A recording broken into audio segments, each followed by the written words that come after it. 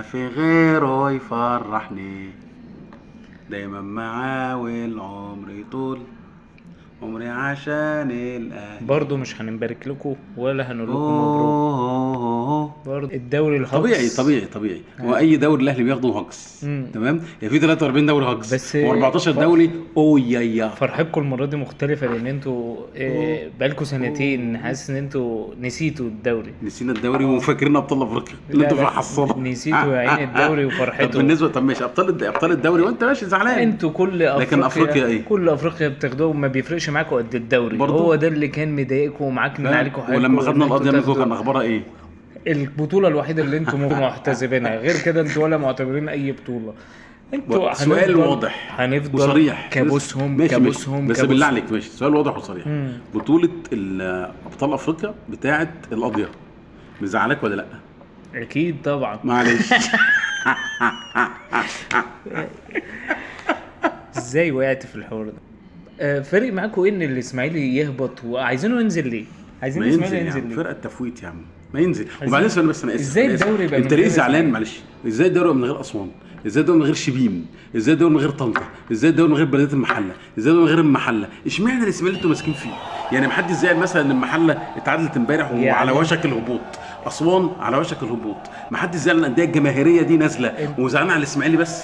ده كلام واحد زملكاوي حابب ان الاسماعيلي تفويته يبقى موجود. أيوة لكن طبعا. بنتكلم في بقى، لو تتكلموا بالعقل والمنطق اللي هو ليه الانديه الجماهيريه ما تبقاش موجوده، يقول لك انت ايه المشكله؟ انت الاسماعيلي، انا مالي بالاسماعيلي؟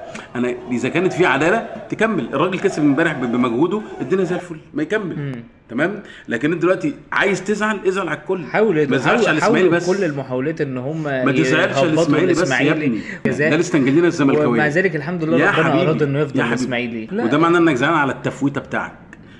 تمام. لولا الثلاث نقط اللي هم خدوهم منكم كانوا نزلهم هابطين دلوقتي، يعني انت فوتت له وهو فوت لك. واحلى 3 نقط جماعه بالظبط، الجماعه ودايره يابا، خليها ماشيه على كده، صح.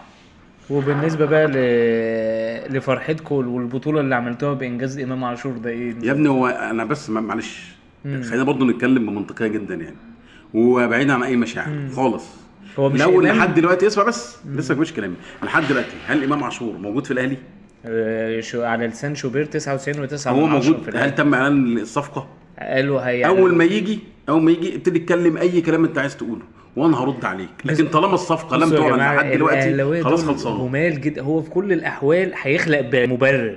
هو لو امام عاشور ما جالهمش الاهلي هيبقى انتصار لمبادئ وقيم الاهلي، انه هو ندخلوش واحد شتم رمز من رموز الاهلي. بقى لو جه الاهلي بقى فيقول لك ايه، احنا بنكيد الزمالك، صفقه طلعت من عين الزمالك. بص اقول لك حاجه، احنا اصله امام عاشور اتربى في الزمالك، فما فيش مشكله ان احنا ناخده طالما هو ما شتمش، هو اهلاوي. خالد الغندور في نفسه.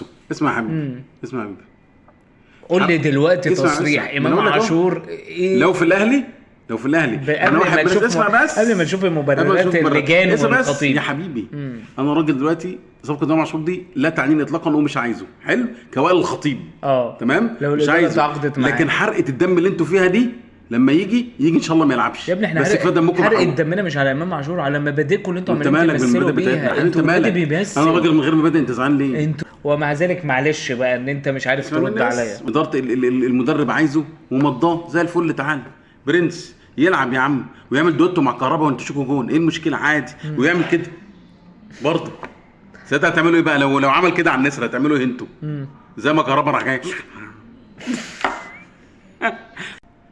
بالنسبه بقى لماتش الاهلي والزمالك اخبارك ايه؟ هتعملوا معانا؟ الحمد لله ان انتوا مش هتحسموا الدوري على ايدينا. الحمد لله ان انتوا اتحسم من بيراميدز، والحمد لله ان صلاح محسن حبيبنا وابننا ممر شرف، وهنعمل لكم ممر شرف نرزعكم على قفاكم عادي. ما فيش قدر اراد ان انتوا سطلنا، لكن انتوا هتكسبوا. سطلنا فريق تافه، ويعني مش يد سطلنا بقت عالميه، بقت عالميه في كل حته. دمكم يلطش يعني الجمهور يلطش يعني.